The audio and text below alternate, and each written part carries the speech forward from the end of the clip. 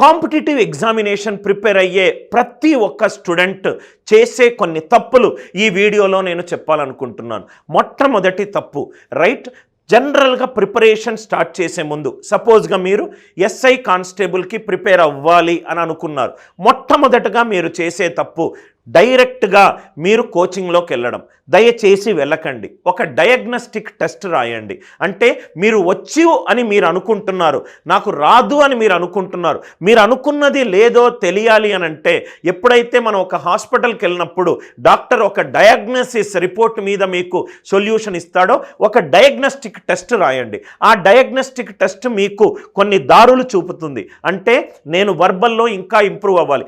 మీరు టెస్ట్ రాసేటప్పుడే మీకు అర్థమవుతుంది, నేను టీఎస్డి క్వశ్చన్లు చేయలేకపోతున్నాను, పర్సంటేజ్ క్వశ్చన్లు చేయలేకపోతున్నాను, English fill in the blanks ఈజీగా చేయగలుగుతున్నాను. సెల్ఫ్ అనాలిసిస్ని మించిన ఇంకొక అనాలిసిస్ లేదు. మొట్టమొదటికి ఒక డయాగ్నోస్టిక్ టెస్ట్ రాయకుండా మీరు మీ ప్రిపరేషన్ని స్టార్ట్ చేయకండి. ఒక గంటన్నర డయాగ్నోస్టిక్ టెస్ట్ మీద టైం ఇన్వెస్ట్ చేయండి. అది మొట్టమొదటిగా స్టూడెంట్స్ చేసే తప్పు. రెండో తప్పు, మీరు ఎటువంటి స్టూడెంటో మీరు రియలైజ్ అవ్వండి. చాలా రకాలైన స్టూడెంట్స్ మంచి టీచర్ కనుక క్లాస్ చెప్తే ఆన్లైన్కి ఆఫ్లైన్ క్లాస్కి తేడా లేదండి. అంటే మంచి టీచర్, మనమందరము కూడా ఒక సబ్జెక్ట్ ఇష్టపడ్డాము అని అంటే సబ్జెక్ట్ చెప్పే టీచర్ ఇష్టపడేటట్టు చెబితే ఆ సబ్జెక్టు నేర్చుకోవడానికి పొద్దున 4:30 కన్నా క్లాస్కి వెళ్ళాము, ఆర్ క్లాస్ విని ఒక 5 నిమిషాల్లో ఫోన్ పెట్టుకొని క్లాస్ని కంప్లీట్గా డీవియేట్ అయినా విన్నాము. అంటే మనము సబ్జెక్ట్ డ్రివెన్ పీపుల్ కాదండి, మనము టీచర్ డ్రివెన్ పీపుల్. మంచి టీచర్ గనక స్టైల్ ఆఫ్ టీచింగ్ మీకు నచ్చితే రైట్ ఆన్లైన్ కోర్స్ అన్నా దయచేసి తీసుకోండి. అండ్ మొట్టమొదటగా మీకు ఎప్పుడూ గుర్తుపెట్టుకోండి, ఒక మంచి మార్గదర్శకుడు మన లైఫ్లో చాలా ఇంపార్టెంట్. కాంపిటేటివ్ ఎగ్జామినేషన్ మొట్టమొదటి రాస్తున్న మీకు అనుభవజ్ఞులైన టీచర్ గైడెన్స్ చాలా ఇంపార్టెంట్. అనుభవం లేని టీచర్ల దగ్గర కోర్సులు కొనడం వల్ల మీరే ఎక్కువ నష్టపోతారు. ఏమవుతుంది, కోర్స్ కొంటారు కానీ క్లాసులో మజా లేదు కాబట్టి క్విట్ చేస్తారు. కోర్స్ కొంటారు, ఆ డబ్బులు ప్రాబబ్లీ మీకు ఆ డబ్బుల వల్ల చెయ్యాలి అన్న సంకల్పం కూడా టీచర్ తీసుకురాలేకపోతే మీకు ఇంకా కష్టమవుతుంది. ఎప్పుడు గుర్తుపెట్టుకోండి, కోచింగ్ అనేది 4 భాగాలుగా నేను ఎప్పుడూ చెప్తూ ఉంటాను. స్టూడెంట్ క్లాస్ వినడము, విన్నది మళ్ళీ రివైజ్ చేసుకోవడము, రివైజ్ చేసుకున్నది టెస్ట్లు అటెంప్ట్ చేయడము, టెస్ట్లు అటెంప్ట్ చేసిన తర్వాత వారానికి లేకుంటే 10 రోజులకు ఒకసారి మాక్ టెస్ట్లు రాయడము. వినేది అనేది మంచి టీచర్ దగ్గర క్లాసులు వింటే, ఇప్పుడు అనిల్ నాయర్ క్లాసెస్ ఆన్లైన్ కోర్సులో మొత్తం 45,000 మంది ఉన్నారు. ఏ ఒక్కరికి నేను రైట్ ప్రాబబ్లీ కూర్చోండి అని చెప్పాను, టైంకి వస్తారు, అసైన్మెంట్ కరెక్ట్గా సాల్వ్ చేస్తారు. అది ఒక సిన్సియర్ టీచర్ వల్ల వచ్చే అడ్వాంటేజెస్. అండ్ మోస్ట్ ఇంపార్టెంట్లీ ఒకటి గుర్తుపెట్టుకోండి, చాలామంది ఆన్లైన్ కోర్సెస్ తీసుకుంటున్న చాలామంది స్టూడెంట్స్ ఏం చేసేదంటే వినేటప్పుడు రైట్ పడుకొని క్లాస్ వినకుండా కరెక్ట్గా ఒక స్టడీ రూమ్లో కరెక్ట్గా పెట్టుకొని నోట్స్ పెన్ను పెట్టుకొని లైవ్ క్లాసులు ఎక్కువగా వినండి.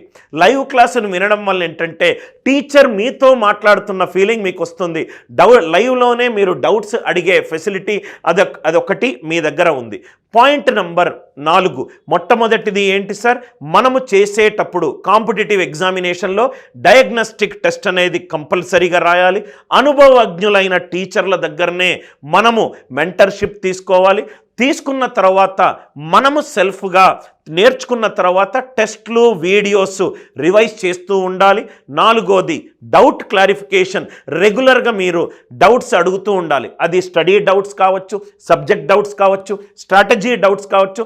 నేర్చుకునే ప్రతి ఒక్కరూ నేర్చుకునే విధానము డిఫరెంట్, చదివే విధానము డిఫరెంట్, వాళ్ళున్న స్థాయి డిఫరెంట్. కొంతమంది వర్కింగ్ ప్రొఫెషనల్ వాళ్ళు ప్రిపేర్ అవుతారు, కొంతమంది ఫ్రెష్ గ్రాడ్యుయేట్స్ ప్రిపేర్ అవుతారు, కొంతమంది మ్యారీడ్ అయిపోయిన తర్వాత భర్త యొక్క ప్రోత్సాహంతో మళ్ళీ ఎగ్జామ్ రాసే కొంతమంది మ్యారీడ్ ఉమెన్ ఉంటారు. వీళ్ళు ఎవరైనా సరే దయచేసి first and foremost important thing, మీ శైలి ఇంకోళ్ళతోటి రైట్ డిఫరెంట్గా ఉంటుంది.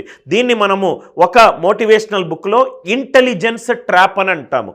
అంటే ఒక ఫీల్డ్లో ఒకరు ఇంటెలిజెన్స్గా ఉంటే మనము ఆ మనిషిని చూసుకొని అతను అన్ని ఫీల్డ్లో ఇంటెలిజెన్స్ అని అనుకుంటారు. మీరు యాప్టిట్యూడ్లో వీక్ అయి ఉండి మీ ఫ్రెండ్ వర్బల్లో స్ట్రాంగ్ అయి ఉండొచ్చు, మీరు వర్బల్లో స్ట్రాంగ్ స్ట్రాంగ్ అయి ఉండి యాప్టిట్యూడ్లో వీక్ అయి ఉండొచ్చు. మీ గురించి మీకు తెలిసినంతగా ఇంకా ఎవరికీ తెలియదు సార్.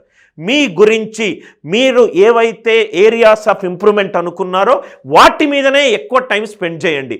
మీకు మ్యాథ్స్ అంటే ఇష్టము, అందుకే మ్యాథ్స్ మీద ఎక్కువ టైం స్పెండ్ చేస్తారు. ఎందుకంటే రైట్ ఆన్సర్లు వస్తాయి, ఒక ఎమోషనల్ కిక్ వస్తుంది.